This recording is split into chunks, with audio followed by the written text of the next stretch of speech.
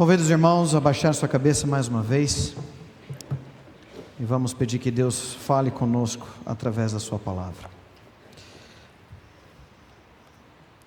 Ó Senhor, o Senhor é digno pela tua grande misericórdia em nossas vidas, tua grande graça demonstrada na salvação, a bênção de Cristo revelado na bênção da tua palavra.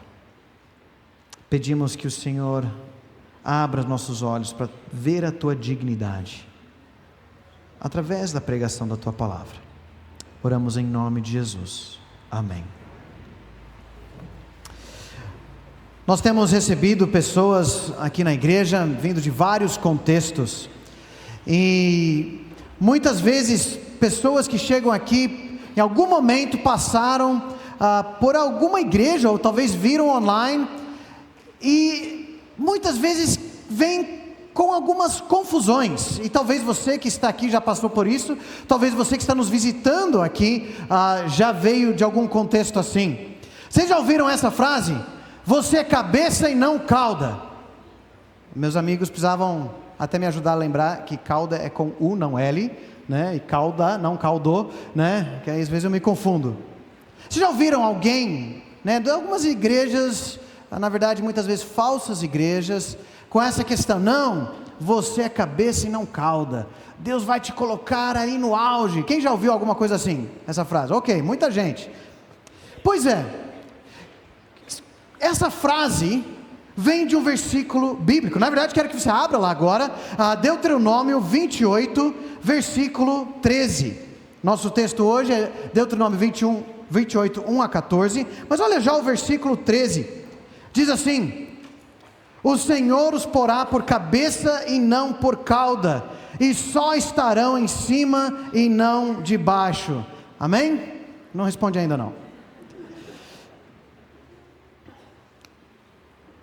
Isso tem trazido muita confusão em nossos dias. Será que é isso que Deus está declarando sobre o seu povo? Talvez os novos batizandos aqui, agora nós podemos falar: agora você vai ser o máximo, todos os seus sonhos vão se realizar, só prosperidade e saúde no resto da sua vida. Como que nós vamos entender isso? Para quem são as bênçãos que nós vamos estudar, que vem logo antes, uma lista muito grande no texto hoje, de grandes bênçãos. Se eu obedecer a Deus, eu vou ganhar prosperidade. Se eu for batizado, tudo vai dar certo na minha vida. Mas, e se as coisas dão errado? Quer dizer que eu fui desobediente? Quer dizer que talvez eu não tenho fé? Quer dizer que talvez o meu dízimo é pouco? Talvez, na verdade, falta um ministério de poder. Hoje, continuando nosso estudo no livro de Deuteronômio, nós chegamos justamente a esse texto, que é muito mal utilizado em nossos dias. E nós vamos buscar entendê-lo dentro do seu contexto, e aí responder essas e algumas outras perguntas, e descobrir uma verdade maravilhosa para nós hoje, que eu vou resumir assim: verdadeiras bênçãos vêm de Deus para o seu povo por meio de sua palavra. Nós vamos explicar que bênçãos são essas, quem é o povo de Deus e como que elas vêm através da sua palavra. Mas a verdade é essa: verdadeiras bênçãos vêm de Deus para seu povo por meio de sua palavra. Então, com sua Bíblia aberta ali em Deuteronômio 28, vamos começar olhando a introdução, os versículos 1 e 2. Diz assim: se vocês ouvirem atentamente a voz do Senhor seu Deus, tendo cuidado de guardar todos os seus mandamentos que hoje lhes ordeno, o Senhor seu Deus exaltará vocês sobre todas as nações da terra. Se ouvirem a voz do Senhor seu Deus, sobre vocês virão e os alcançarão todas estas bênçãos. E daqui a pouco então ele vai alistar quais são essas bênçãos. Ele começa aqui com a condição: O povo de Deus seria abençoado se obedecesse a sua palavra. Mas a gente precisa começar olhando o contexto, né? O problema é quando a gente lê a Bíblia e pega uma parte que a gente gosta muito, que promete bênçãos, e não vê no meio dos outros versículos onde ela está. E se a gente olhar um pouco antes e um pouco depois, nós vamos encontrar algumas coisas muito importantes. Primeiro, estas bênçãos não são diretamente para nós. Ele está falando para o povo de Israel no Velho Testamento. Se a gente volta, o que nós temos visto em Deuteronômio é que Deus pegou esta nação, esse povo, e pela sua graça fez com que fosse o seu povo particular. Deus já derramou a sua graça, as suas bênçãos sobre eles, ao tirá-los da escravidão, redimi-los do Egito, para serem o seu povo. Então, quando a gente começa a ler as bênçãos, eles vêm dentro do contexto de um povo que já se tornou o povo de Deus. E agora, essas bênçãos, essa obediência, tem a ver com apropriar, desfrutar as bênçãos que Deus tinha para eles. Não é a questão deles, como eles poderiam merecer as bênçãos de Deus. O que fazer para se tornarem então esse povo? Segunda coisa que a gente nota aqui, olhando o capítulo 27, que nós já estudamos, e o restante do capítulo 28, que ainda vamos estudar em outros domingos, é que essas bênçãos faz parte de uma cerimônia de ratificar a aliança, o compromisso de Deus com o seu povo. Quando eles entrarem na terra prometida, Canaã, que Deus estava prometendo entregar para eles precisavam ir para um lugar lá no meio, entre esses dois morros, como o pastor Abimael nos mostrou semana passada, iam dividir o povo na metade. De um lado, eles iam ficar no morro e lembrar as bênçãos de Deus que Ele prometia, se eles obedecessem, vivessem como o seu povo.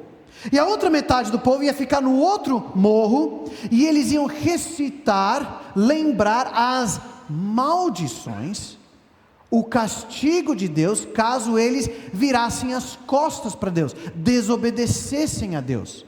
E eles então, com essa cerimônia, iam lembrar: nós estamos num relacionamento, um compromisso, uma aliança especial com Deus, que exige de nós vivemos em obediência. Agora é curioso que tem praticamente 5 vezes mais versículos falando de maldição do que de bênção. Isso por causa do perigo tão real da desobediência na vida do povo. E aí, meus queridos, a gente não pode selecionar só a parte que a gente gosta. Se alguém fala assim: não, então você cabeça não é cauda, você isso é aquilo, eu falei: tá bom, mas eu estou olhando em volta também, que então, se eu desobedecer a palavra de Deus, esse castigo, essas maldições que viriam.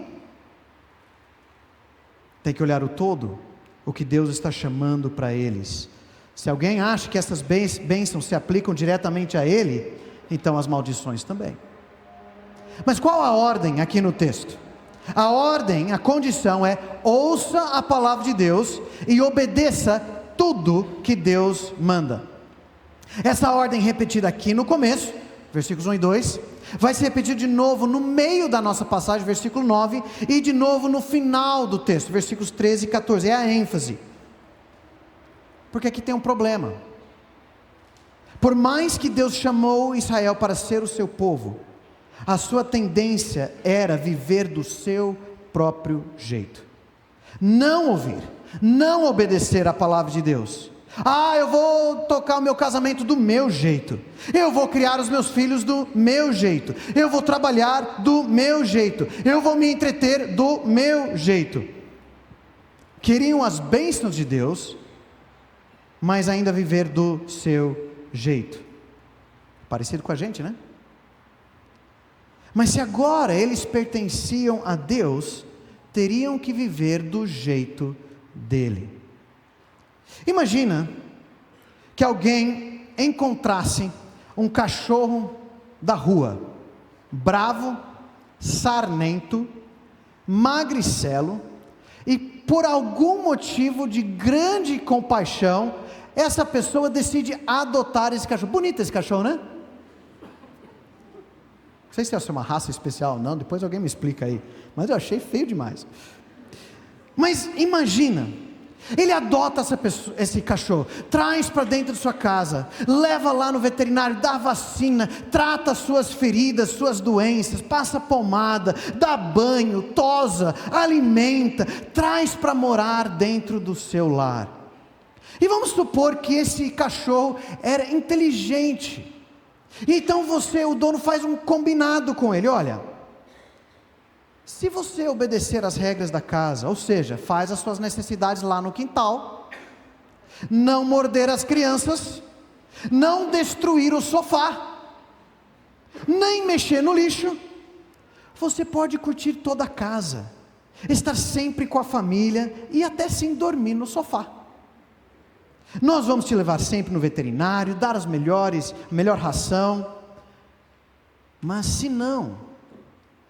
se você sujar o tapete, destruir o sofá, atacar as crianças e as visitas, virar o lixo, você vai para o canil, vai ficar lá ao relento até você aprender.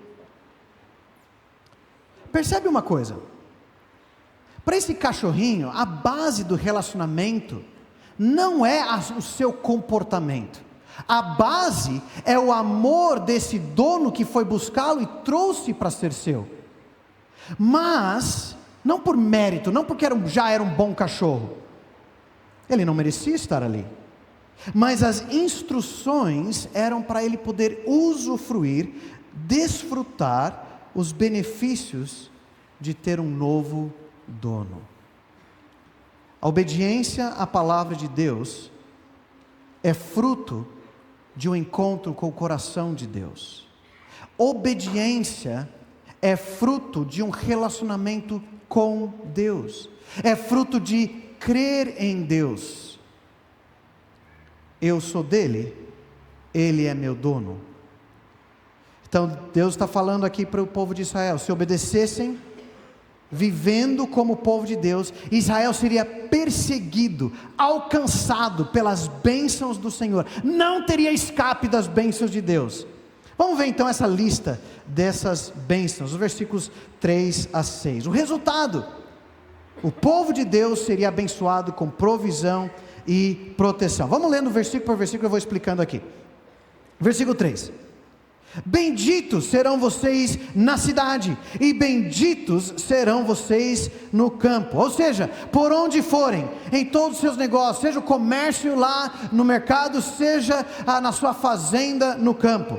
Versículo 4: bendito será o fruto do seu ventre, o fruto da sua terra, o fruto dos seus animais, e benditas serão as crias das suas vacas e ovelhas. Eles seriam benditos então na multiplicação, na frutificação da vida, a colheita, a pecuária e os filhos como bênção do Senhor. Versículo 5: bendito será o seu cesto de cereais, e bendita será a sua amassadeira de pão. Então, onde a comida era armazenada e onde ela era preparada, a amassadeira de pão seria abençoada. Ou seja, que se fossem nossos dias, tipo a sua despensa e a sua cozinha, a sua geladeira e o seu air fryer, sei lá, sua batedeira. A ideia é provisão repleta. Versículo 6: benditos serão vocês ao entrar e benditos serão ao sair. Ou seja, bênção sobre tudo o que acontece, desde quando você sai de casa até voltar, seus afazeres. Se fosse hoje, abençoado ao sair para ir para a escola e voltar para casa, ao pegar o fretado para o serviço em São Paulo e voltar, no passeio, na viagem de férias, etc. Mas note as duas áreas aqui. A ênfase está na bênção de Deus na área de provisão, que é o que ele mais enfatiza aqui, e na proteção. A gente já vê um pouquinho isso no entrar e sair, e também nos próximos versículos ele vai falar mais disso. Ou seja, Deus estava dizendo para o seu povo: me obedeçam e eu vou cuidar da sua vida, seus negócios, sua segurança. Deus aqui está atraindo Israel para si com promessas de bênçãos futuras. Vivam como meu povo, veja o que eu vou te dar. Porque, querido, sempre havia e sempre há a tentação de buscar o sucesso, provisão e proteção fora do Senhor e fora da sua palavra. Israel estaria entrando numa terra em que o Deus, o ídolo que os povos ali adoravam era Baal, Deus da fertilidade, aquele que fazia as crianças nascerem, as plantações crescerem, a chuva cair. Aqui funciona assim, aqui quem manda é um outro Deus. Queridos, nós também temos a mesma tentação, não quanto a Baal, mas nós amamos o mundo e as bênçãos que o mundo promete mais do que a Deus e as bênçãos que Deus promete. E o mundo nos cerca com promessas de suas bênçãos falsas. É meu emprego que vai me dar a identidade e o sucesso que eu almejo. Olha, o namoro, o relacionamento, o casamento fora do Senhor, do meu jeito, sem a santidade que Deus quer, é o que vai me dar o prazer que eu busco. A mídia social é o que vai satisfazer a minha curiosidade sobre a vida dos outros e a minha inveja. A televisão, o videogame, o celular, ou até o esporte, é o que vai me dar o relax, o descanso, ou a adrenalina que eu quero. É disso que eu preciso. Às vezes até coisas boas, lampejos, mas sem essência. E se torna uma autonomia arrogante, virando as costas para Deus. Mas é Deus quem cuida da nossa provisão e da nossa proteção com sua boa mão. Ele não nos deixa, Ele não nos desampara. Só que muitos ainda acham que as bênçãos de Deus relacionados à obediência, é como se fosse uma barganha, uma magia ou uma fórmula. E assim que eles interagem com Deus, é uma barganha, Senhor, eu troco minhas boas obras, talvez o meu dízimo, e o Senhor me dá bons resultados, né? Qual o problema? Deus não é aquela maquininha que você coloca as moedas e sai a bolinha de gude. Já viram isso? Uma bolinha de pingar, né? Você põe lá, sai um chiclete, ou você chega lá no café, você põe o valor, passa o seu cartão, sai o cafezinho. Não é barganha. Não é também uma magia mística. Eu cumpro certos rituais religiosos, até o batismo, né? E isso faz com que tenha boas vibrações para o meu dia. Problema, Deus não é uma força impessoal. Não se pode torcer o braço de Deus, ou tentando através de uma fórmula, eu compro toda a lista certinho, eu leio minha Bíblia todos os dias, eu vou todos os domingos na igreja, eu estou no ministério, eu faço tudo, e aí, igual a resultado que eu quero para a minha vida.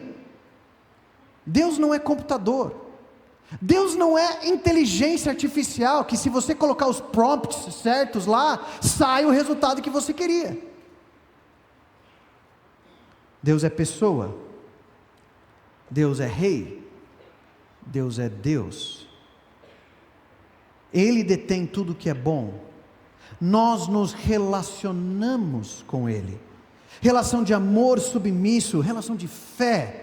Ele nos ensina, nos instrui, comanda, nós ouvimos, nós obedecemos. Este é o caminho para o relacionamento e usufruir o bem que Ele oferece. Deus nos atrai com as bênçãos da satisfação nele, hoje, e as suas ricas bênçãos, recompensas na eternidade, amanhã. Ele nos conduz para o céu, onde mostrará, como diz em Efésios 2,7, a suprema riqueza da sua graça em bondade para conosco em Cristo Jesus. Queridos, se nós cremos nas promessas de Deus, daquilo que todo prazer e alegria se encontra nele, isso nos afasta do pecado hoje, Eu não vou encher a minha barriga de salgadinhos agora, se daqui a pouco eu vou comer um churrasco. Não vou cair na tentação de um prazer mesquinho hoje, quando eu sei que as bênçãos prometidas de Deus, o próprio Deus, é mais desejável. Verdadeiras bênçãos vêm de Deus para o seu povo, por meio de sua palavra. Olha a causa. Agora nos versículos 7 a 14, Moisés vai explicar esse resumo dessas bênçãos, mas com foco. Expandir essa lista, mostrando que o foco é o Senhor quem faz isso. O povo de Deus seria abençoado pela ação do Senhor. Olha o versículo 7. O Senhor fará com que os inimigos que se levantarem contra vocês sejam derrotados na presença de vocês. Eles virão contra vocês por um caminho, mas fugirão da presença de vocês por 7 caminhos. Então a ideia, uma ameaça constante que Israel passava, era um exército organizado, marchando, unidos, para vir e acabar com eles, mas eles viriam por um caminho, e depois de uma derrota, que seriam amassados, arrasados, fugiriam cada um para um canto, por 7 caminhos, desorganizados, desesperados. Versículo 8, o Senhor determinará que a bênção esteja nos seus celeiros, e em tudo que colocarem a mão, Ele os abençoará na terra, que o Senhor seu Deus lhes dá. Deus dará ordens para o celeiro, a despensa, para que fossem abençoados, e tudo o que fizessem. Versículos 9 e 10, o Senhor os constituirá para si um povo santo, como prometeu com juramento, se guardarem os mandamentos do Senhor, seu Deus, e andarem nos seus caminhos, e todos os povos da terra verão que vocês são chamados pelo nome do Senhor, e terão medo de vocês. Aqui está o coração da passagem. Deus os faria o seu povo santo, separados para Ele. O nome de Deus estaria sobre eles, seriam identificados como o povo de Deus, e assim o restante do mundo saberia que eles são do Senhor. Isso traria temor, respeito das nações. Não mexe com eles, porque Deus cuida deles de uma maneira especial. Versículos 11 e 12, o Senhor lhes dará abundância de bens, no fruto do seu ventre, no fruto dos seus animais, e no fruto do seu solo, na terra que o Senhor prometeu dar a vocês, sob juramento aos seus pais. O Senhor lhes abrirá o seu bom tesouro, o céu, para dar chuva à terra no tempo certo, e para abençoar todo o trabalho das suas mãos. Vocês emprestarão a muitas nações, porém não tomarão emprestado. Aqui ele está expandindo e repetindo o que ele já falou no versículo 4, mas a ênfase aqui é que Deus é quem faria isso. Deus cumpriria a promessa que havia feito a Abraão de abençoá-los, para abençoar as outras nações, para que isso se tornasse conhecido para as outras nações. Deus cuidaria da produção deles, Deus cuidaria até da irrigação, da chuva que cai no tempo certo, e o resultado disso seria um superávit econômico, nacional, diante das outras nações. Eles teriam que emprestar, e não teria necessidade de pegar emprestado dos outros países. Versículo 13, o Senhor os porá por cabeça e não por cauda, e só estarão em cima e não debaixo, se obedecerem aos mandamentos do Senhor seu Deus, que hoje lhes ordeno, para guardar e cumprir. Aqui ainda está falando sobre essa relação com as outras nações. Israel seria a cabeça das nações, não o último. Você já viu nos noticiários, quando sai aqueles rankings de países, né? O país com maior crescimento econômico, maior desenvolvimento humano, menores impostos, menor violência, melhor educação, melhor saúde, melhor expectativa de vida. E a gente sempre vê, o Brasil está onde? Quem está na frente? Quem está abaixo? Onde a gente está? Deus está falando que Israel, se obedecer a sua palavra, seria a nação número 1, seria a cabeça das nações. estaria sim no destaque entre os outros países, seria o melhor país, referência para todas as outras nações, se obedecessem a palavra. Aí o texto termina, versículo 14: não se desviem de todas as palavras que hoje lhes ordeno, nem para a direita, nem para a esquerda, seguindo outros deuses para os servir. Então não deixem a palavra de Deus, não deixem de crer no único Deus para seguir outros deuses dessas outras nações. Mais uma vez, o foco é no relacionamento com Deus. As bênçãos vêm da mão de Deus. Não procurem outros. Nenhum outro é fonte de prazer, nenhum outro é fonte de alegria, nenhum outro tem a verdadeira e plena satisfação. Alguns destaques nesses últimos versículos. É curioso olhar e ver que muitas dessas bênçãos parecem pegar temas do Jardim do Éden e estar revertendo a queda. Lembra, no Jardim do Éden, Deus criou tudo perfeito, colocou Adão e Eva lá, e toda a provisão estava ali abertamente. Eles estavam vivendo na presença de Deus, sob a obediência à palavra de Deus. Mas veio a queda, Adão e Eva pecaram. O pecado produziu vida com dor, ou dor na vida. Gerar filhos seria angustiante, com dor para a mulher. Produzir sustento para o homem seria difícil. Deus até falou lá em Gênesis 3, maldita é a terra por sua causa, em fadigas você obterá dela o seu sustento durante os dias da sua vida. Ela produzirá também espinhos e ervas daninhas, e você comerá a erva do campo, no suor do seu rosto você comerá o seu pão. O pecado afetou, para que a gente rala e vê pouco resultado. Tudo é difícil, trânsito, chefe injusto, crises econômicos, crime, tragédias, corrupção, doença, falta de mão de obra, máquinas que quebram, e é o que nós recebemos, colocamos num saco sem furo, né? Não, com furo, saco furado, né? Taxas, impostos, inflação, seguros, farmácia, consertos, manutenção, etc. Mas aqui para Israel, Deus está indicando uma mudança. Através da sua palavra, Ele está levando o seu povo para uma terra que não seria maldita, mas abençoada. Novamente Ele abençoaria o seu trabalho, para ser frutífero e agradável. É quase como se Israel estivesse num novo jardim do Éden, vivendo na provisão, da bênção, da presença do Senhor. E eles também, que nem Adão e Eva, permaneceriam ali, se obedecessem, submissos ao Senhor. Segundo, note também aqui no texto, que muitas dessas bênçãos estão em vistas às outras nações. Ele fala no versículo 1, 7, 10, 12, 13, as bênçãos de Deus sobre Israel, serviam o propósito de atrair as outras nações.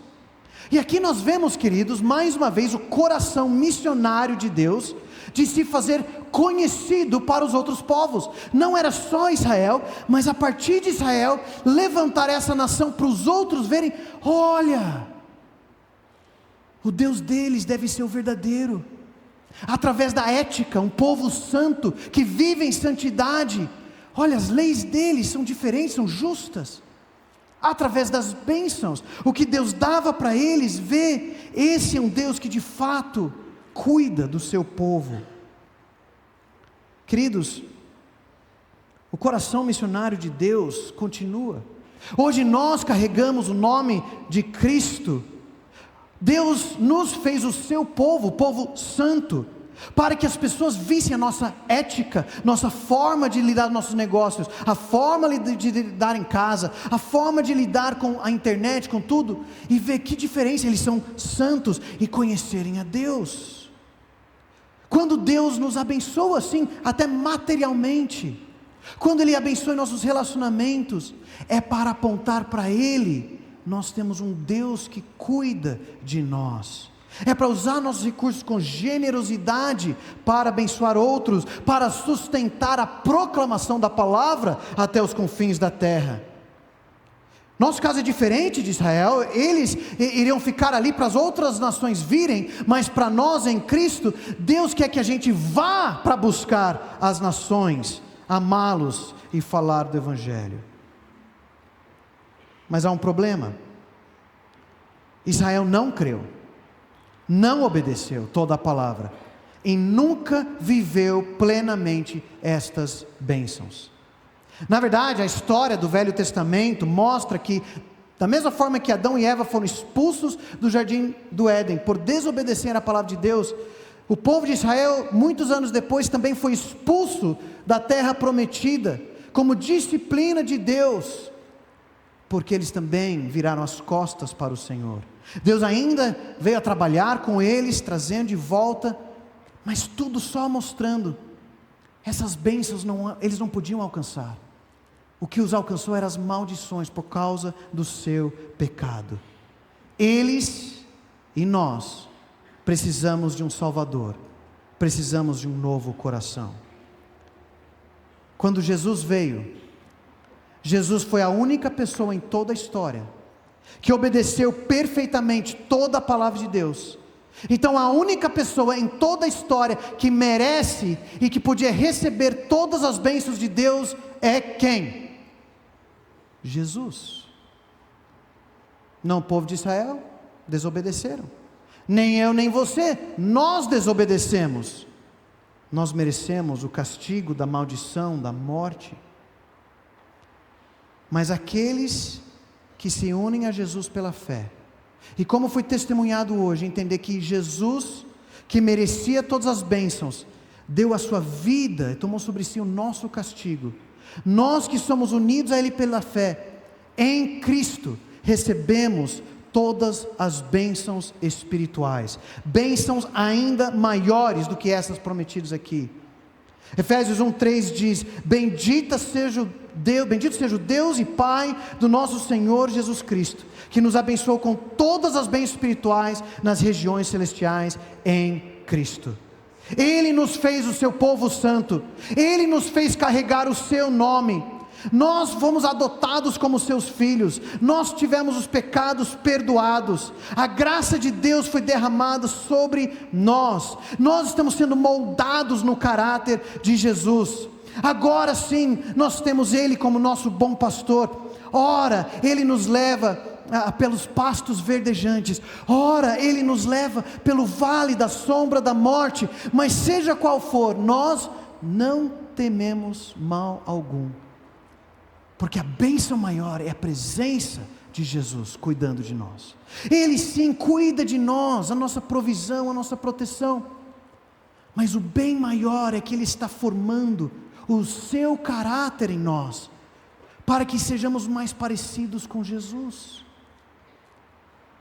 E até então, quando nós passamos momentos muito difíceis, de provação, a bênção de Deus não nos deixa, porque Ele está conosco, trabalhando em nossa vida, para que Deus seja glorificado, mesmo nas horas escuras. E Ele ainda promete, que não só as bênçãos espirituais agora, mas um dia, nós estaremos com Ele, num novo céu, e nova terra, onde teremos todas as delícias, para todo sempre, em sua presença. Queridos, a teologia da prosperidade afirma apenas bênçãos físicas, mesquinhas para hoje. Cristo promete muito mais para o nosso futuro, e hoje no sustento presente. Verdadeiras bênçãos vêm de Deus para o seu povo, por meio de sua palavra. As bênçãos são o próprio Jesus. Essas bênçãos aqui são diretamente para nós? Não, eram para Israel, mas eles não conseguiram usufruir isso, é só para Jesus. Essas bênçãos não podem ser compradas ou barganhadas, recebemos as bênçãos de Cristo pela fé. E a bênção em primeiro lugar é Jesus, o maior tesouro dos céus, que Deus oferece as suas incomparáveis bênçãos em Cristo, e nós conhecemos Jesus através da sua palavra. Você que está nos visitando nessa manhã, Você talvez que não conhece Cristo como seu Salvador, Deus te oferece hoje a maior de todas as bênçãos, de você receber o perdão dos pecados, a vida eterna, ser filho de Deus de graça, ao se render a Ele. Creia no Senhor Jesus, será salvo. Obedeça a ordem da palavra de Deus, que é o quê? Creia em Cristo como seu Salvador. E nós que já conhecemos a Cristo, lembra que nele nós temos todas as bênçãos espirituais. Então obedeça. João 14,15 diz: se vocês me amam, guardarão os meus mandamentos. Aprendemos a desfrutar do prazer de Deus em nossa vida ao nos submeter a Ele. Deus se alegra em abençoar os seus filhos quando o obedecem, não por méritos, mas por sua graça. Alinhamos nossa vida com os bons propósitos de Deus, para a sua gloriosa, para a sua glória e para o nosso bem. Busque as bênçãos de Deus e não do mundo.